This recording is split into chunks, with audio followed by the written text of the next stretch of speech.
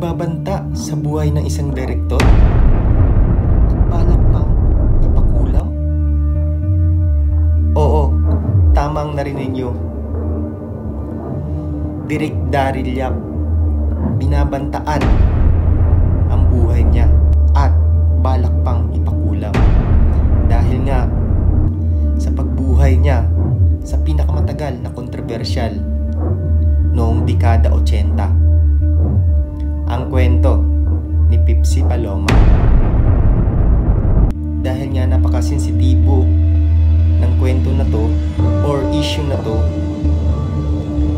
at merong mga malalaking taong may impluwensya sa likod ng kwento ni Pipsy Paloma.